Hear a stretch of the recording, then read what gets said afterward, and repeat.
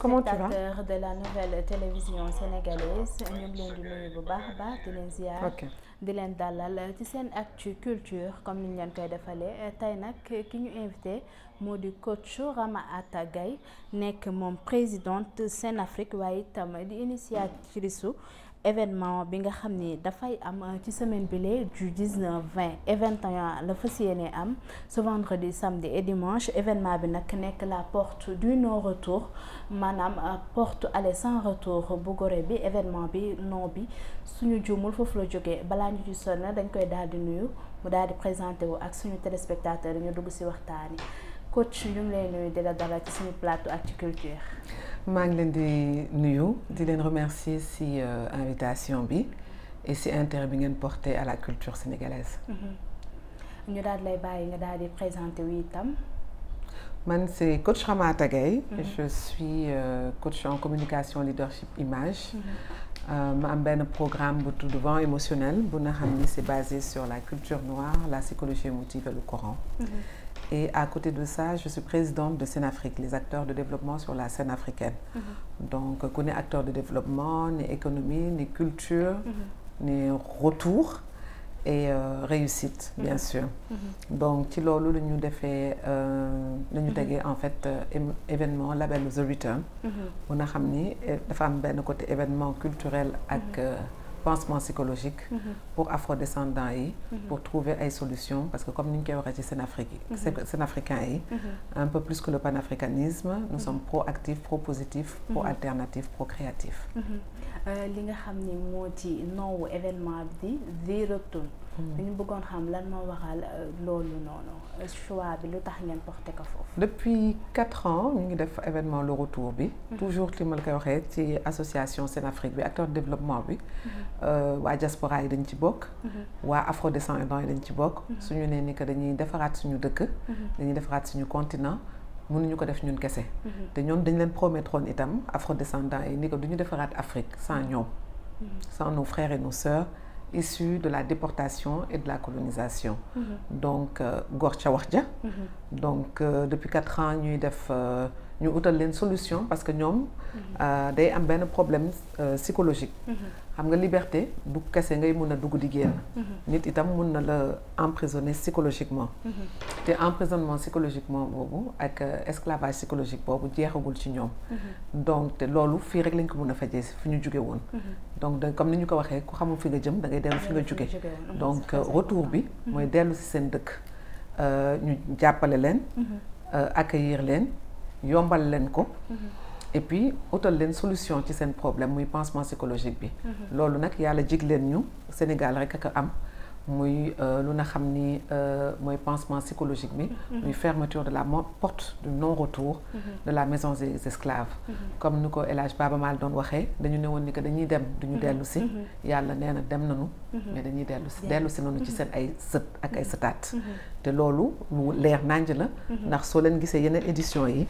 personnalité publique yi nga defoon yëpp dañ ci am benn témoignage bu nga xam ni jusqu'au jour d'aujourd'hui même ci seen ay livres wala seen ay vidéos dañ ko ciy waxaat ndax dafa changer seen àddina complètement daf leen apaiser daf leen solutionner seen problème donc ñu ciy sant yàlla et puis voilà ñu loolu da laal moo taxoon ñu def le retour des valeurs xam nañ ni que demoon nañu ci colonisation bi ba nekkoon ay tubaab loolu nag arrangé wuñu finalement on s'est rendu compte que au lieu que ñu def nii la ñu def depuis la colonisation donc fallait que ñu changer mentalité parce que ni ma ko déggee woon président Abdou Diouf doon wax même ci suñu langue ak suñu colin la langue véhicule une façon de penser ni que Mandela doon waxee itam y a eu la communication par l'habit yooyu yëpp dafa bokkoon ci lu nga xam ne ñun daf ñu doon retardé parce que fiyeeruñu woon ci lu ñu nekk xamuñu woon ku ñu doon tey jii nag ñu ñëw di jàngal nit yi ku ñu doon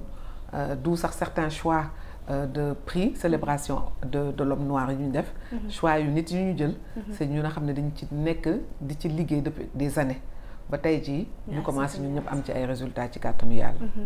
macha allah mu nekk lu am solo ndax boo demee comme ni nga ko waxee si yoon ba xamoo fa nga jëm da ngay dellu fi nga jógee. mu nekk initiative bu ñuy rafetlu itam ndax nekk na loo xam ne c'est très intéressant parce que ay racines bu ñu ko amee ci réew. dañ ko war a sàmm. ngir mën ko jëm ba ëllëg ñun ndaw ñi nga xam ne fekkee wuñ loolu wala xamuñu woon loolu tey jii nii mën nañ ko xam ren nekk seen 3e édition. ngeen tànn li nga xam ne moo di 3 jours pour fas yéene def événement bi si biir événement bi lan moo ci war a wundu ci 3 jours yi nga xam ne ci la ñu jëm te premier choix bi nga xam ne sax si laay jàll moo ma si gën a impressionné muy Gorée bi lu waral lu ñu mel. Gorée haïtiens yi dañu demandé woon bu yàgg. ni que ñoom suñu doon ñëw maison des esclaves bi am naa sax ay vidéo ci suñu chaîne bi. suñu gisee Gorée rek am na ñu ci doon dugg en transe wala commencé jooy. suñu duggee ci maison des esclaves bi ñenn ñi dañu doon dugg en transe. nañu ñaar ci ñoom nañu ñun dañuy dégg ay voix. il faut que ñu ñaan ci suñu ay murs. il faut que ñu ñaanal suñu ay maam yu fi jaar. ñi dee ci biir maison des esclaves yi. ñi dee ci ñu préféré woon tëb pour bañ ñu noot leen. ak ñi dem. donc ñu d'accordal leen ko woon. du coup loolu tax c'est très important pour ñun que les gens ñëw en blanc parce que loolu ñoom mooy seen couleur prière. donc ñu laajte ñëpp ñëw Gorée à 9h le vendredi. en blanc gunge leen ci seen pèlerinage bi ñoom pour te dire Sénégal festival lañ koy tuddee. ñoom pèlerinage lañ koy tuddee. c'est très important. c'est très important mot bi c'est très important. ñoom ils viennent en pèlerinage. Sénégalais yi. africains yi festival la ñuy tuddee The Return. nga xam ni que du benn. moo du nous en tant que spécialiste de mot bu nit utiliser c'est parce que loolu la définition am ci biir xolam loolu la. ñoom dañu ñëw def seen pèlerinage. te ñëpp xam nañu luy pèlerinage. mooy dellu si waat ci li nga doon ci sa ci tout ce qui était réellement profond ci yow. ci sa âme. ak ci sa nit. donc loolu suñ ko commencé dañuy dem Gorée gunge leen Gorée dañuy commencer par la prière en blanc. bu na xam ne imam ak curé bi ren nag ñu am gan. bu jugee Canada haïtienne buy ñëw def seen ay prières ñoom parce que tey ren ñoom ñooy pays à l'honneur.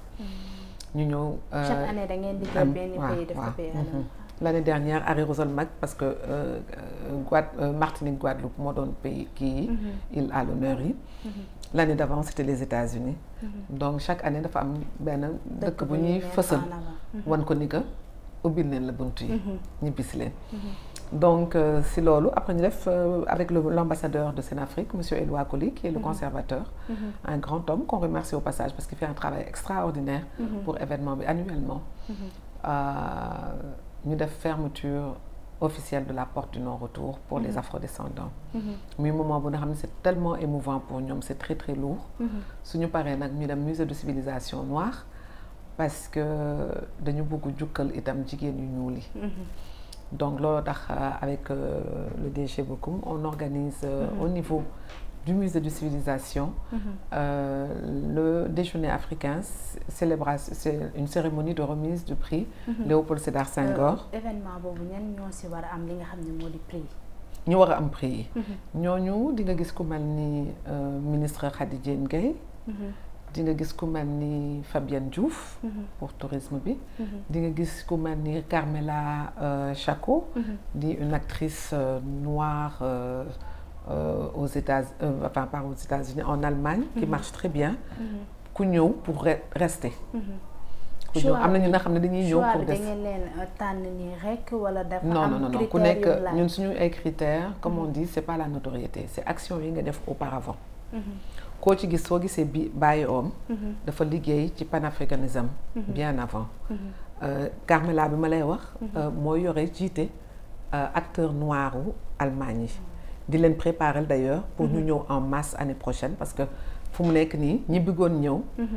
ñun dañu doon am ay complications au niveau de Sénafrique. parce que on avait quand même la ville de Dakar en co-organisation. le Grand Théâtre le patrimoine culturel.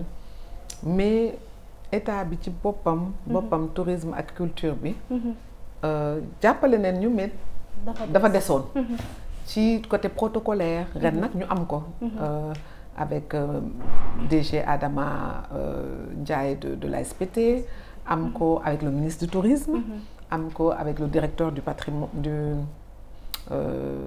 la promotion touristique Manel Fall ñu préparer ñu ba di leen préparer sax ay welcoming ak yëpp donc mi ngi avancé d'année en année du coup mën nañu jël plus de monde parce que itam demande bi dafa forte ñëpp bëgg ñëw Sénégal ñëpp bëgg ñibbisi maa ngi lay wax léegi waxu ñoom Carmela du moom kese am na ñu bëri ñu nga xam ni commencé nañ sax def fi ay affaires ku mel ni benn Dambe Award ki ñu jël Dambe Award Best Returners muy benn métis allemand américain bu tudd Elliot Dupuis sànq léegi bi may ñëw la may woo ne ma yegsi na ci jàmm ak salaam moom commencé na ay jéego déjà fii Sénégal ñoom ñëpp dañu choisir Sénégal te kenn du ci ay parents am ci nit ku ñuul ku sosoo Sénégal nga xam ni que léegi li ñu doon xeex pour que ñu nekk benn que Afrique doon benn mi ngi commencé dugg ci mentalité ñi nekk ci diaspora bi su ñuy choisir dëkk fu ñu sentir la ñuy choisir am na keneen ku ndaw ku ñu nga xam ne elle a 26 ans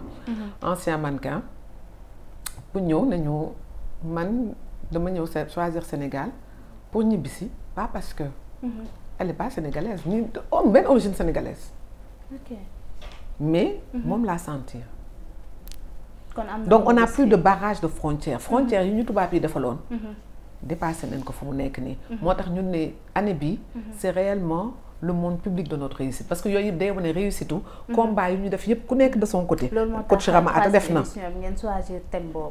coach Rama Atta def na on a entendu pendant xaw ma est-ce que yaa ngi fa woon ci conférence de presse bi le secrétaire d'État le ministre Bakary Sarr expliquer recherche yi mu def yëpp bu ñu ko yóbbu ci dëkk yooyu yëpp ba teeree fii ci The Return bi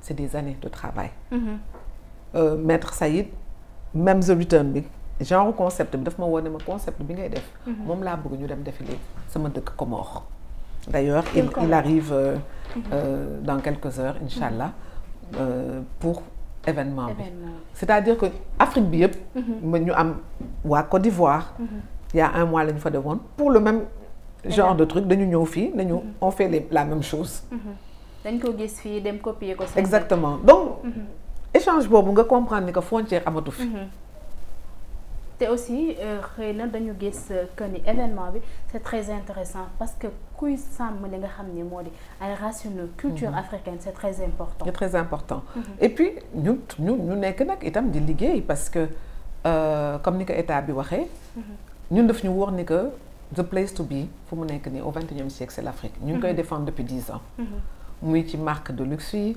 muy d'ailleurs on a mis en place au Grand Théâtre avec l'aide de suñu benn Swift Move monsieur Serigne Fall qui est le nouveau DG du Grand Théâtre on a mis en place on organise le Black Excellence Celebration of the Black Male où on célèbre les hommes noirs surtout loolu carte Black Excellence boobu la carte cristal bëggoon naa itam nga ñëw ci carte bi leeral ñu ci tuuti carte cristal bi mooy wane ni que tey jii on est l'élite noire on est l'élite du monde l'élite noire est devenue l'élite du monde c'est la carte comme ni nga ko waxee le Black Excellence est définitivement en marche au Sénégal parce que ñun ñëpp ñi nga nar a gis ñi ngay gis ci événement bi yëpp Sénafricain yooyu yëpp su ma mënee wax du président de la République ba Sénafricain bu gën a nekk xale parce que ñoom ñëpp ay Sénafricain la ñu c'est des gens yu nga xam dañu teg ay actions yu leer nang pour panafricanisme ba tey jii ñu jël Sénégal def ko exemple ku xas ba def loolu da nga am sa part ci élitisme bi donc carte c'est la nouvelle carte d'identité qu'on travaille avec le ministère du tourisme parce que on veut que ñu gis Sénégal comme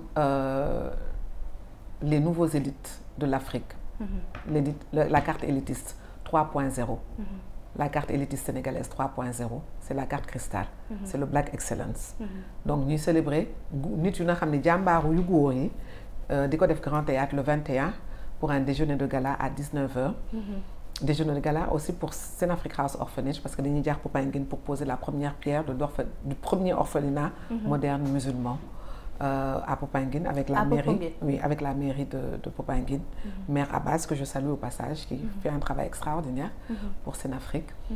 Donc ñu def loolu pour que ñu gis ni que ñun duñu jël depuis la première édition la ñu ne ni que duñu célébrer ku na xam ne da nga gaañu ba pare ba à leur âme dañuy célébrer ñu na xam ni dañuy dund lu tax très important suñu jëlee kenn ku mel ni ministre Guirassy man j'adore son système de talibéship. C'est un concept que j'adore. buy ñëw dooleel sama concept. Voilà, on prend des gens yu na xam ni vraiment def nañu ay jéego yu na xam ne nit yi gis neen ko. ñu na xam ne d'accord nañu itam. nëbbatuwuñu. ñun kuy nëbbatu intéressé wooñu. li Wally Seck doon wax il fait vraiment partie de Senafrique, je le remercie parce que ça yu ñu def dara vraiment day taxaw bu rafet. moom Senafrique solidarité. là ñuy organiser mu ñëw taxaw xale yi taxaw bu rafet, donc je le remercie au passage. dafa ni woon toog di wax. ci li ngay def. wala li nga def du wanewu. parce que la sourate 51 te dit ce qui éparpille. dafa am ñu na xam ne yàlla daf leen jigleel pour que ñu nekk ay messages di éparpiller. parce que ku amul exemple mënoo copier. te xale éducation copie la. li ngay def sa kanamu doom loolu lay tari suba. donc réellement on a besoin de dire aux plus jeunes ak suñu doom yi ni que maa ngi def lii wala sa nijaay di wa ngi def lii wala kii muy mun a gis exemple ci internet yi mun a copier des bons exemples. ñooñu suñu nëbbatoo ñeneen ñuy def lu bon yi rek di feeñ ci internet bi xale yi fu ñu jëm. duñu comprendre réalité duñu mën a jàng. donc expérience yu rafet yu nga xam ne dañ ko def man on s'est rendu compte que mais on était mais c'est du ma wax sax équipe. une armée pour le panafricanisme. une armée pour le développement du Sénégal et de l'Afrique. yu nga xam ne ku nekk mi ngi dugal xaalisam dugal xam-xamam dugal temps-wam Senafrique du kenn ku ñuy financer. yéen rek yéenay demal seen doole boobu. ñoo mës a demal suñu bopp ba mairie de Dakar ñëw nañu dañ leen di jàppale dugal ñu ci seen programme. ba ministère du tourisme ñëw ne seen li ngeen def nii. comme ñu ngi ciy gis Sénégal fu nekk ñu xaaral ñu dooleel leen parce que ñi ngeen woo ñëpp. il faut que ñu mun a ñëw il faut ngeen mun leen gérer ñu mun leen teral ñu mun a ñëw investir ci dëkk bi ñu mun a ñëw def lu ñu wax ni que frontières yi dañ koy arrêter ñu mun a avancer. donc vraiment ministère de la culture itam ñoo bokk ci avec la biennale avec voilà donc il y a énormément de gens. yu na xam ne dañuy pare nañ participer ci événement bi. ñu ngi ci def ba pare. ñu ngi def jéego yu rafet. donc on s'est rendu compte que armée la woon en fait. mais ku nekk dafa doon demal boppam ay légion la woon ku nekk di demal sa bopp. ba tey jii nag ak Senafrique acteur de développement yi ñu boole leen ñun ñëpp. def ko benn muy état ak ñàkk état c'est pareil. on a plein de gens qui font des choses extraordinaires. y compris vous. y compris ñu ngi doon wax Seneweb. damay ni les chaînes yu nekk ci internet bi su du woon Seneweb moo wane exemple bi moo tax Salam bu muy nëbbatu mu ni ko Salam nëbbatu nag dafa weesu ñëw waxanteeg xale yi ñu ngi lay copier ñëwal waxanteeg ñoom te lii lañ ci doon ut en fait c'est que ñuy copier lu baax c'est très important ñuy copier lu baax moom dara nekku ci man quand je suis arrivée ñu may wax waaw ñu ngi copier d'abord bi même coaching bi même ils sont en train de mais kuy def loolu lañ ci wut. c'est une fierté copier leen c'est ça qu'on cherche. nañ copier lu baax ndax yàgg nañu copier lu bon marché wul. nañ ko bàyyi ñu dem copier ji lu baax. c'est très important donc c'est très bien. man que tous les pays de l'Afrique fassent la même chose. et comme ça ñu uniru mais kenn dootuñu mën a ti daal. on est la nouvelle puissance comme on dit. Le Black Excellence, l'élitisme 3.0, c'est l'Afrique. Qu'on le veuille ou non, c'est cette carte cristal, c'est le Black Excellence. macha allah am na solo itam ba tey ci biir choix yi la ñuy nekk parce que dañu gis musée des civilisations noires parce que à chaque fois bu ñu waxee musée des civilisations noires duñu gis ay événements yoo xam ne culturel la ñu koy wane ni à la télévision. D'habitude événements yu fay am yu bari même c'est culturel mais li muy promouvoir ci culture benn partie la. yéen ngeen boole partie yu bari def ko benn événement daal di choisir li nga xam ne moo di musée des civilisations noires lu waral choix boobu noonu. Choix boobu parce que déjà beaucoup travaillent beaucoup sur l'excellence noire. vraiment. Il a déjà même été nommé moom amoon na sax un prix chez nous. Et puis ñu ngi liggéey ensemble sur vraiment di gën a ngandeel l'élite noire gën leen fësal. te en plus le prix des femmes c'est le prix Léopold Sédar Senghor femme noire femme africaine. Prix de l'inspiration féminine africaine de l'année. Senghor bokk na si ñu tax ñu def musée de civilisation noire parce que si ay pensée wam la bokkoon. musée bi ñu def ko ñu matérialiser ko. donc suñuy joxee le premier prix Léopold Sédar Senghor femme noire femme africaine. bu doon tagg jigéen bu ñuul. pour man. fu mu demandé ñu sosoo ko foofu lañ koy defee. loolu moo tax ñu choisir ko et puis. dafa bokk itam ci que ce soit musée de civilisation noire ou grand théâtre dafa bokk ci seen ay mission yu leen président jox. la pensée noire. daf ko fokk dañ ko war a promouvoir. ñoom ministère de la culture ministère du tourisme. donc c'est pour ça que ñoom ñëpp ñu ñëw booloo nekk vraiment ci événement bi en fait. ci ñi nga xam ne da nga leen war a primer itam ci événement bi ci honoré dama gis nga dem laal sport parce que liste biñ ma jox maa ngi ciy gis ki nga xam ne moo di Yacine basketteuse. lu waral moom itam nga daal di koy choisir pour fas yéene ko daal di honoré ci événement bi. déjà le face cette année c'est Amadou Gallo parce que tey bi yoon en général ñeneen ñi doon jël face. cette année nag ñu ne ñun tam suñu waayu diaspora yi ñu ngi liggéey. ñu ngi ñibbisi ñu ngi liggéey ñu ngi changer dëkk bi. donc le monde public de notre réussite dañuy jël kenn ku na xam ni def na ay jéego yu na xam ni kenn mënu ci wax dara. teg na ko. yóbbu na Sénégal fu na xam ni kenn yóbbu ko fa. voilà au niveau du sport. te sport man sama programme sport daf ci bokk. ci côté leadership bi. ñuy choisir nag ci jigéen ñi Yacine. pourquoi parce que Yacine elle est moderne. elle est traditionnelle. Elle est fière. te loolu la ñuy ut fu mu nekk nii. am na respect ci mag ku ko mag grande sœur bu na xam ni c'est extraordinaire et en même temps à côté elle est moderne donc je trouvais que c'était une balance parfaite. ci panafricanisme bi. c'est une vraie scène africaine. pour man c'est une actrice de développement. soo demee ci espace bi au Grand Théâtre di nga gis elle a fait une marque d'attitude c'est la seule basketteuse sénégalaise. bu ne lu tax américains yi basketteur américains yi rek kay jël ay marque di ñu ko def man mun naa ko def. mu ñafe ko yombul de mais daf ko def ñu teg ko. et soo demee Grand Théâtre jaaral ci espace Zoeton marketplace bi. espace créatif bi c'est une vitrine pour des gens comme Yacine. parce que dara yombul si ñoom ils sont très fatigués pour mettre tout ça en place. mais avec le Grand Théâtre on a pu mettre ça en place pour une vitrine. pour wane le Made in Africa. parce que foofu couloir présidentiel bi kilifa yëpp fay jaar mais tey jii kilifa bu ñëw. jóge étranger saa yu ñëwee lan la ñuy def dañuy féliciter. et Yacine soo xoolee markam bi c'est extraordinaire. et puis itam indi nañu ay coupe kat ku ñu indil ay coupe ñu delloo la njukkal ñun tamit. événement yombul rawatina bi nga xam ne moom ngeen di organiser gis nañ ni lu nekk rek pour nga daal ci am réussite dafa am fooy jaar ndax yéen des fois du metti wala ngeen jaar ci ay difficultés pour mën a teg événement bi ñu toll. non moom damay reetaan sax parce que même bi may ñëw fii xam nga ni que kii moom jusqu'à la dernière minute il y a des problèmes parce que comme ni nga ko waxee dès le départ suñu bopp la ñu demal c'est des événements qui coûtent des centaines de millions bon on a eu la chance de pouvoir avoir suñu bopp ay bureau di góorgóorlu di fay nit yu koy liggéey année bi yëpp di góorgóorlu di fay billet d'avion yi ñu ko war a demee parce que bon plus ngay am réussite plus àddina bi di la woo pour nga ñëw def ay conférences pour nga ñëw def il faut nga dem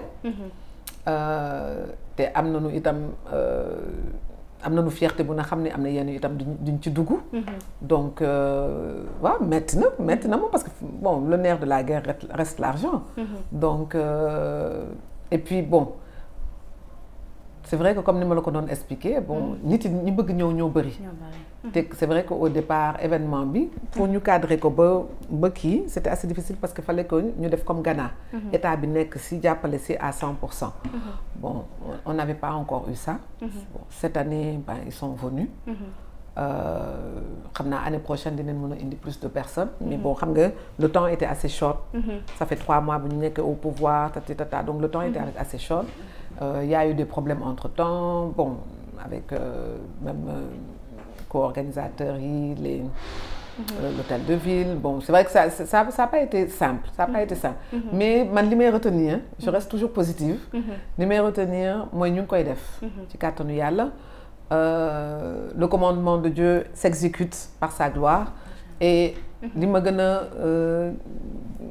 saluer mooy le fait que le président ait demandé à ce qu'on nous appelle jox ay directives ñu ko si remercier te moom tamit ci Dambe Award yi la bokk ñu koy xaar moom tamit mu ñëw jël si Dambe Award di remercier le ministre du tourisme parce que moom tamit moo njëkk réagir il y a quelques semaines pour ne ñu ni que il faut qu'on soit là la direction l'ASPT et la co-organisation avec le Grand Théâtre bu nga xam ne foofu lépp di nekkee ñoom beaucoup ñoom ñëpp dañu ñëw franchement de façon très comme ni ma ko doon waxee hôtel de ville cette année troisième édition bi mooy gën a oyof si yéen que édition yi passé c'est le contraire troisième édition moo gën a diis parce que plus ñu dem plus nit yi di ñëw plus nit yi di ñëw plus ngay am responsabilité plus à l'étranger mais si côté jàppale bi dina xaw a tane non financièrement c'est pire financièrement c'est pire parce que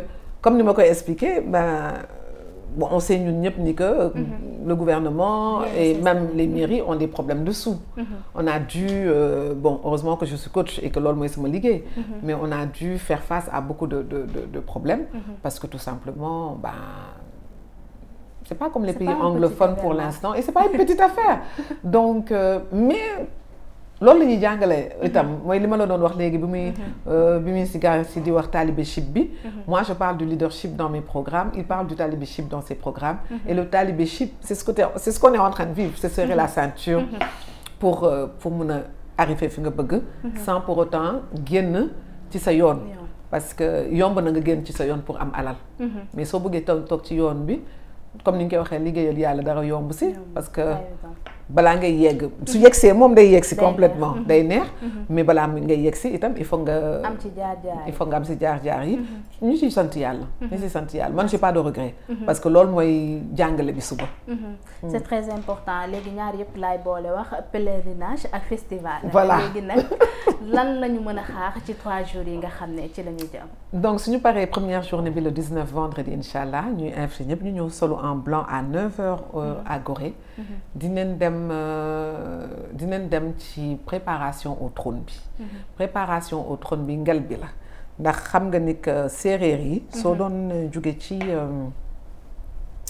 ñoo am benn ngel bi ñu tuddee mooy soo jógee woon ci guerre ñëw ak victoire dañ la doon def benn préparation spéciale balaa ñu lay introniser donc loolu lañ leen di defal mais balaa loolu nag comme ñun dafa am gëm-gëm bu ñu am on est croyant on est spirituel on est en Afrique loolu suñu li tubaab bi doon wax ci Comment dompter le nègre livre Comment dompter le nègre si vous lui prenez sa culture et sa spiritualité perdre nga ko dootu xamante fu muy taxaw donc xam nga jël si noonu suñu culture ñun dañuy fu mu nekk nii dañu wane ni que suñu spiritualité dañ ko récupérer waat itam donc on n'a pas peur de le dire donc Ikra mooy jàngal balaa loolu dañuy jaar monument de la Renaissance si Diouf borom kër gi daf ñuy dalal pour un petit déjeuner de la Renaissance ci musée bi ñu visiter 3 étages yi te loolu symbole bu rëy la parce que suñu paree tëj seen buntu ba ne au revoir ci lépp lu bon lu metti lu africain nit ku ñuul jaaroon yépp suñu jaar bu metti yu jaar dem jàng ji suñu passé parce que le thème ci journée boobu monument de la Renaissance, il faut connaître son passé pour maîtriser son présent et tracer une ligne quasi parfaite de son avenir. Donc, nous dem ñu jàngal ñu ci musée bi li fa ñun ñooy kan. suñu xamee ñun ñooy kan ba pare ñu doogee di dem ak le gardien du temple Papa Laye mu defal ñu tradition ak ngel bi ubbil leen nag seen buntu de retour de façon officielle à l'africaine ba pare introniser leen suñu leen introniser ba pare nag laa nag ñu féex mun a dem nag commencer nag def allier parce que nous on allie le social business mooy lan dem Popenguine teg la première pierre avec la mairie de Popenguine teg la première pierre de l'orphelinat moderne musulman parce que looy def rek da nga ci jox wàll ji yàlla te yàlla nee na loo am sama wàll daf ci bokk wàllam foofu la ñu jox ko wàllam voilà parce que ñoom tamit les afrodescendants pourquoi ñu def The Return bi c'est que dañ leen jël itam comme ay orphelin wala ñu woon suñu yegsee lañu dul nekkati ay orphelin parce que am nañu léegi famille am nañu kër donc orphelin yi itam yu nga xam ne dañu juddu nekk orphelin c'est pas une tare c'est pas une tare man je suis beaucoup d'orphelins qui me disent le regard du ndeysaan le regard du yaako mooy ndeysaan ci ivoirien yi daf leen di sonal donc ñu bëgg leen wax ni que loolu jeex na ci kàttanu yàlla. On va suivre ce que le Coran a dit et il n'y a pas d'adoption et on prend les bébés et on gère comme ce qu'on a à gérer. On a mis un écosystème en place. Moi, The Return, label The Return, c'est l'écosystème pour prendre en charge les enfants. Comme ça, du ñu am problème mu lekk, du ñu am problème mu kër, du ñu am 18 à 18 ans nga génn dafay sa kër nga nekk. De bébé ay bébé la ñuy jël ba ñu màgg ba moment boobu ñu mun a dem. Donc su kër yi pare ba ñu defar tous les documents nécessaires pour les accueillir comme ça ñu régler benn problème ndànk ba yegg rek par la gloire de Dieu. C'est très important. Pour le 3e jour boobu nag boobu affaire jaagar la boobu noonu dafa am jaagar parce que xam nga Serigne Fall dafa bëgg lu dafa bëgg bañ na ko sax ba turam à côté turam de personnalité publique black la moom daal dafa bëgg affaire yi mu feeñal vraiment grand théâtre bi ñëpp xam ni que Black Excellence yegg na Sénégal moo tax ñu ne le Black Excellence est définitivement en marche au Sénégal te bés boobu nag fas yéeneen ko wan àddina ci kàttanu yàlla donc incha allah bés boobu nag on va donner à tout le monde jigéen yi dem leen salon waaw ngeen defar seen bopp yi bu mu rafet ñu mag yow bu mu rafet dem nee naa leen léegi ngeen dem taxawu kii yi nu mu tudd tailleur yi comme veillu tabaski may neen leen matinée bi yëpp ñu taxawu tailleur yi ñu ñëw nag ak góor yi ñu sañse yu rafet voilà fasal culture bi en noir doré muy couleur africaine yi ñu ñëw yegg si jàppale suñu góor yi celebration of the black men Black Excellence bi parce que suñu ay góor depuis Égypte plus de 2000 ans teral nañu jigéen bu nit ku ñuul ba teg ko au pouvoir lu musul woon am feneen jàngal ko nit yi ni nga jigéen ak góor benn lañu parité ñun buñ ko yàgg nañ ko dox Afrique yeggali si charte du monde bi ñu yëkkati jigéen teg ko sur un piédestal bu nga xam teguñu fa góor tey ji nag ñu ne suñu ay góor loolu seen événement la dañ leen di yëkkati itam teg leen sur un pied sargal leen ñoom tamit muy la première fois bu nga xam ni am na événement officiel bu nga xam ni dañ ci sargal góor ñu tuddee ko Dambe Award bi muy bu nga xam ni c'est la plus haute distinction bu ñuy jox benn warrior mooy guerrier muy kuy xeex ku xeexal sa réew ku xeexal panafricanisme ku fee xeexal nit ku ñuul ku ne war nga am benn prix bu mel noonu. macha allah ñu daal di lay bàyyi rek nga daal di tàggatoo comme liñ amoon ci ay waxtu daal dina jeex. maa ngi leen di remercier déjà le monde à Dakar di remercier la télé NTV. di remercier les Sénégalais. di remercier nos partenaires. di remercier mon équipe. vraiment ñooñu moom. awma seen fay parce que xam nga ils ont fait tellement de sacrifices depuis 4 ans gëm neen li ma doon def aveuglement ñu topp ma te loolu ku la ko defal war nga ko sant su mettee toog nanu su neexee toog nanu metti bi sax moo gën a bari que neex bi c'est toujours suñu paree waaw parce que tu as cette satisfaction quand même d'avoir réalisé quelque chose d'extraordinaire et ñuy remercier itam yàlla di may remercier sallallahu alayhi wa sallam parce que ñoom et tous les saints comme je dis parce que muy ñoom Serigne Touba di Cheikh Ahmed Tijani di Abdoul Aziz Sy Dabakh ñoom ñëpp vraiment seen monde bi yëpp vraiment ñoom ñëpp ñëw nañ ñu jàppale si ay ñaan si surtout donc vraiment on les remercie tous parce que ils ont tous été là et sans eux